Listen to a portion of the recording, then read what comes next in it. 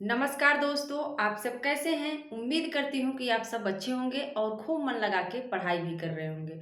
दोस्तों, अगर आपके अंदर जो है जज़्बा, जुनून नहीं है और जो निरंतरता होती वो नहीं है, तो आपको सफलता मिलने में थोड़ा-सा समय लग सकता है। क्योंकि सफलता जो है ना, बहुत ज़्यादा त्याग, मेहनत और निरंतरता माँगती है। आपको निरंतर थोड़ा-थोड़ा पढ़ना है। ऐसा नहीं है कि आप जो है 2-3 दिन बहुत ज़्यादा पढ़ लिए और 1 हफ्ते तक फिर मौज-मस्ती कर रहे हैं, घूमने निकल दिए, इधर-उधर जो है टाइम पास कर रहे हैं। अगर आपको सफल होना है ज़िंदगी में जो है नौकरी लेना है, सरकारी नौकरी लेना है, तो आपको लग के मेहनत करनी पड़ेगी और जो है तभी जाके कुछ हो पाएगा। ये नहीं कि आप जो है सोच रहे हैं कि ऐसे ही टाइम पास करते हुए, लोगों को बेवकूफ़ बनाते हुए, घरवालों को बेवकूफ़ बनाते हुए अ, हम सफलता प्राप्त कर लें, तो ऐसा होना मुश्किल है।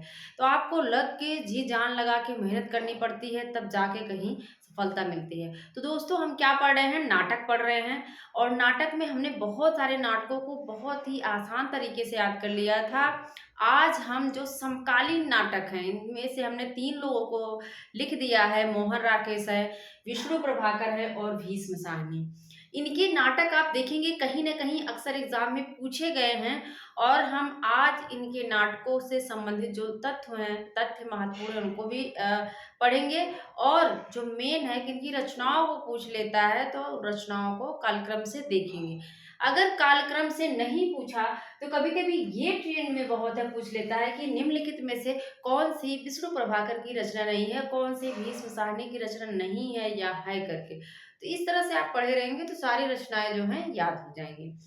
क्या है? समकालीन प्रमुख नाटक है। समकालीन है, याद रखिएगा एग्ज़ाम में पूछा गया है कि निम्नलिखित में से कौन-सा नाटक समकालीन नहीं है। तो समकालीन मतलब जो आधुनिक काल के हैं। अब देखो मोहन राकेश हैं। मोहन राकेश के ज़्यादातर सबको याद रहता है, लेकिन इनके 3 नाटक जो हैं ऊपर के, उनको कालक्रम में पूछता है, तो हमें समय नहीं याद रहता है। तो अगर समय नहीं है, तो आप याद कर लीजिए ऐसे ही आषाढ़ का एक दिन। क्या है? आषाढ़ का एक दिन है। अगर आपको सन याद करना है, तो याद कर लो आषाढ़ और आ से आषाढ़ और आ से ही 58 होता है। क्या होता है? कभी-कभी समय अलग से पूछ लेता है, तो याद रखो आ से आषाढ़ और आ से ही आप देखेंगे 58 लिखा जाता है ना? सही है कि नहीं आप सब बताइएगा? 58 लिखा जाता है, ठीक है? तो इस चीज़ से इस तरह से आप जो है लिंक करके याद करते चलिए। देखो आषाढ़ का एक दिन ये किसके ऊपर है? कालिदास के जीवन के ऊपर आधारित है। आप जानते होंगे जितने लोग जो है यूजीसी नेट का एग्जाम दिया होगा वो पढ़े होंगे। किसके ऊपर है ये? कालिदास के ऊपर है। किसके ऊपर? कालिदास। इसमें कालिदास है, उनकी जो प्रेमिका है कालिदास की मल्लिका भी है, पात्रों को पूछा जाता है। ये तो प्रेमिका है मल्लिका, लेकिन इनकी पत्नी कौन होती है? प्रियंगु मंजरी। कौन होती हैं? प्रियंगु कौन है? प्रियंगु मंजरी, ठीक है? ये सब पात्र पूछे जाते हैं, तो ये सब भी साथ-साथ में देखते चलिए। और जो मल्लिका का पति है क्या है? विलोम है। क्या है? मल्लिका का पति कौन है? विलोम है, ठीक है? और इसी में रंगड़ी-संगड़ी इनकी 2 जो है सहेलियाँ रहती हैं प्रियंगु मंजरी की। इसी में निक्षेप है। कौन है? निक्षेप भी है। इसी में अनुस्वार भी है, ठीक है? कौन है? अनुसार या अनुस्वार है। तो ये सब जो है आप जानते रहिए। कालिदास है, विलोम है, मल्लिका है और प्रियंगु मंजरी, ये सब पूछे जाते हैं, ठीक है? अब देखो आषाढ़ का एक दिन, जब आषाढ़, अभी भी आषाढ़ का महीना चला है, जब आषाढ़ की बारिश होगी, आषाढ़ चलेगा, तो क्या होगा? लहर उठेगी, सही बात है। जब बारिश होगी आषाढ़ का एक दिन, तो लहरें बन के पानी बहने लगेगा और सब आधा अधूरा हो जाएगा ना। जैसे अभी देखो जिसके पास घर है वो तो ठीक है, लेकिन जिसके पास कच्चे मकान होते हैं, पानी टपक रहा है और सब लहर में बहने लगता है, तो सारी चीज़ें क्या हैं? बिखर जाती हैं, आधी अधूरी हो जाती हैं। क्या हो जाती हैं? आधी अधूरी हो जाती हैं, ठीक है? तो समय देख लीजिए, लहरों के आराध में 63 है, आधे अधूरे 69 है। क्या है? 69 है। तो आप सब जो है इसका समय देखते रहिए। आषाढ़ में लहरें उठने लगती हैं, सभी चीजें क्या हैं? आधी अधूरी हो जाती हैं। पैरों तले जमीन, और हम अगर देखो कहीं पानी में आप चलो तो पैरों तले अपनी जो जमीन है उसको बहुत पकड़ के चलना पड़ता, नहीं तो आप फिसल के गिर जाएंगे। तो आधे अधूरे हो जाते हैं। पैरों तले जो जमीन है उसको पकड़ के चलना पड़ता है। ये सब एकांकी है। अंडे के छिलके भी एकांकी है। सिपाही की माँ, छतरियाँ, ये सब एकांकी है। तो हमने आगे नहीं लिखा, हम नाटक पढ़ रहे हैं। तो याद रख लीजिए, आषाढ़ में क्या होगा? लहरें उठेंगी, सारी चीजें आधी अधूरी हो जाएंगी, पैरों के नीचे से जमीन खिसक जाती है। और फिर क्या है? हमने लिख दिया है अंडे के छिलके। देखो जो पैरों तले जमीन है, क्या है?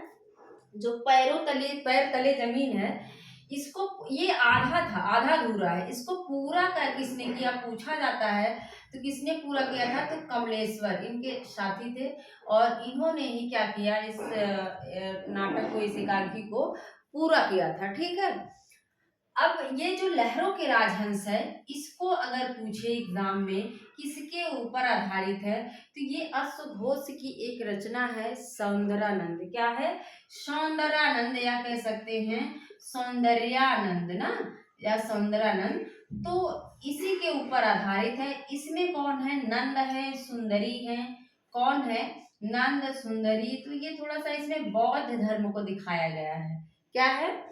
नंद सुंदरी के माध्यम से जो है बौद्ध धर्म को दिखाया गया है। नंद तो जाना चाहता है, बौद्ध में शामिल होना चाहता है, लेकिन सुंदरी जो सुंदर है सच में, उसी की ओर जो है आकर्षित होता है, कभी उधर कभी इधर, तो बीच की स्थिति है। ठीक है। नंद और सुंदरी, सौंदर्यानंद, सौंदर्यानंद के ऊपर ये आधारित है। तो याद हो गया। विष्णु प्रभाकर है, क्या है?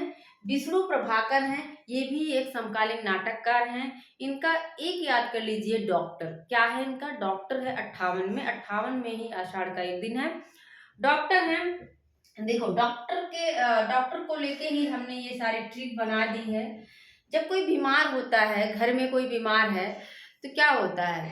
सारे लोग उसमें कितने परेशान होते हैं ना। युग युग जैसे क्रांति सी आ जाती है, ऐसा लगता है क्रांति सी आ गई। क्या हो गई? डॉक्टर को बुलाना है, कोई बीमार है, डॉक्टर को बुलाते हैं।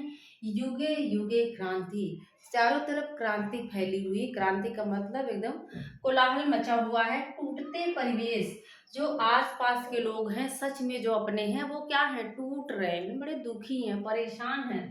कुहासा और किरण, मतलब जिसके घर में देखो बहुत कोई बहुत बीमार हो, तो क्या है? चारों तरफ कुहासा छाया रहता है। कुहासा और किरण भी दिखाई देती है कि हो सकता है ठीक हो जाए।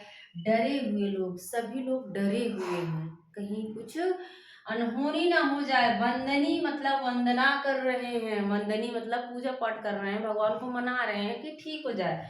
कहते अब और नहीं, कहते हैं वंदना कर रहे हैं, कहते हैं हे भगवान अब और दुख मत दो, ठीक कर दो, सत्ता के आर पार क्या करो, या तो उठा ही लो, या तो जो है ठीक कर दो। कभी कभी होता है ना, देखो कि कोई बहुत दिनों से बीमार है, तो कहते हैं या तो भगवान इनको उठा ही लें या तो ठीक कर दे। तो कहते हैं सत्ता के आर पार और श्वेत कमल, अंत में क्या होता है? नहीं बचते हैं, उनको श्वेत कमल जो है चढ़ा दिया जाता है, उनकी मृत्यु हो जाती है। ये सिर्फ हमारे ट्रिक है, ऐसा नहीं है कि आप सब सोचो कि मैम क्या बता रही है ना, ऐसा नहीं है। क्या है? देखो विष्णु प्रभाकर हैं, और डॉक्टर को बुलाया जाता है। एक बीमार है घर में कोई, जब डॉक्टर बुलाया जाता है, और डॉक्टर आते हैं, देखते हैं कि युगे युगे क्रांति, चारों तरफ क्रांति फैली हुई है। और क्या है? सभी लोग टूटते परिवेश, परिवेश सारा टूट रहा है, कुहासा छाया हुआ है, सारे लोग टूट रहे हैं। क्या है? डरे हुए हैं, कुहासा छाया है, डरे हुए हैं, वंदना कर रहे हैं, कह रहे हैं अब और नहीं, या तो आर कर दो या तो पार कर दो, सत्ता के आर पार। और श्वेत कमल, अंत में क्या होता है? मृत्यु हो जाती है, श्वेत कमल चढ़ा दिया जाता है। ठीक है। याद हो गया होगा, मुझे लगता है, मैंने तो ऐसे ही याद किया था। इसके बाद कौन है? भीष्म साहनी। हमने भीष्म साहनी को याद कर लिया। हनी, ये क्या करते हैं? भीष्म साहनी है, हनी लेने गए हैं बाजार में। क्या करते हैं? ये हनी लेने गए हैं, और क्या है, हानूस को लिवाकर, अपना इनका दोस्त है हानूस को लेके ये जाते हैं हनी लेने। क्या है, भीष्म साहनी साहनी हनी लेने हानूस को लेके गए। और ये जो हानूस है देखो ना, ये चेकोस्लोवाकिया की पृष्ठभूमि पे आधारित है। क्या है, चेकोस्लोवाकिया की पृष्ठभूमि। एग्जाम में पूछता है चेकोस्लो, मैंने गलत लिख दिया, चेकोस्लोवाकिया, चेकोस्लोवाकिया एक जो है गणराज्य है, उसकी जो लोक कथा है, जो वहाँ की लोक कथा है, उसी को पृष्ठभूमि बनाकर ये नाटक लिखा गया है, याद रखिएगा। देखो हानूस को लेके जाते हैं कबीरा खड़ा बाजार में, और क्या कहते हैं कबीरा खड़ा बाजार, वो कबीर जैसे जाके खड़े हो गए हैं बाजार में हानूस। और माधवी को लेके कह रहे हैं कि मुझे मुआवजा चाहिए ना, गए थे तो हनी लेने, लेकिन एक कबीर की तरह वहीं अड़ जाते हैं, कहते हैं मुझे माधवी के लिए मुआवजा चाहिए, नहीं तो मैं क्या कर दूंगा, सबका चोला रंग दूंगा और आलमगीर बन जाऊंगा ना, सबका जो है चोला रंग दे बसंती चोला, सबका चोला रंग दूंगा, मतलब मार दूंगा और अपना आलमगीर बन जाऊंगा। देखो हनी लेने जाते हैं हानूस, हनी लेने हानूस जाते हैं, लेकिन वो बाजार में खड़े होके कबीर की तरह क्या कर रहे हैं, कह रहे हैं माधवी को मुआवजा दो, नहीं तो मैं क्या कर दूंगा, रंग दे बसंती चोला कर दूंगा और खुद आलमगीर बन जाऊंगा। तो मुझे लगता है कि इन तीनों की रचनाएं आप लोगों को याद हो गई होगी, एक बार फटाफट देख लीजिए। क्या है, मोहन राकेश हैं, आषाढ़ का जब एक दिन होगा तो लहरें तो उठेंगी भाई, लहरें उठेंगी तो आधा अधूरा सब कुछ हो जाएगा, आधा फैल जाएगा, और कहाँ फैलेगा, जमीन, पैरों तले जमीन और अंडे के छिलके। ठीक है, विष्णु प्रभाकर हैं, इनके घर में कोई बीमार है, डॉक्टर को बुलाया जाता है, डॉक्टर देखते हैं कि युगे युगे क्रांति, चारों तरफ क्रांति फैली हुई है, और क्या, टूटते परिवेश, सारे लोग टूट रहे हैं, दुखी हैं, कुहासा छाया है, डरे हुए लोग हैं, वंदना कर रहे हैं भगवान से कि अब और नहीं, अब और नहीं, या तो आर कर दो या तो पार करो, सत्ता के आर पार। फिर क्या है, श्वेत कमल, फिर अंत में क्या होता है, वो मरीज नहीं बचता और श्वेत कमल उनको चढ़ा दिया जाता है। भीष्म सारणी है, देखो हनी लेने जाते हैं, हानूस को क्या करते हैं, हानूस को लेके जाते हैं, हानूस कबीर की तरह खड़ा हो जाता है और कहता है माधवी को मुआवजा दो, नहीं तो मैं सबका जो है चोला रंग दूंगा और आलमगीर बन जाऊंगा। देखो ये जो आधे अधूरे है ना, आधे अधूरे को क्या कहा जाता है, ये मील का पत्थर है, कहते हैं मोहन राकेश से जो आधे अधूरे इनका नाटक है, ये क्या है, मील का पत्थर है। क्या है, मील का पत्थर। और समकालीन, इसमें एक है समकालीन जिंदगी का पहला सार्थक हिंदी नाटक है, समकालीन जिंदगी का पहला सार्थक हिंदी नाटक है। ठीक है, आधे अधूरे, सावित्री है इसमें, जगमोहन है, जुनेजा, जुनेजा नाम जो है आप लोग को लग रहा होगा कि ये औरत का नाम है, लेकिन नहीं, ये जो है आदमी का नाम है, जुनेजा। जगमोहन है, तो सावित्री है, हाँ किन्नी बिन्नी भी हैं। तो ये सब जो है पात्र आपको याद होने चाहिए।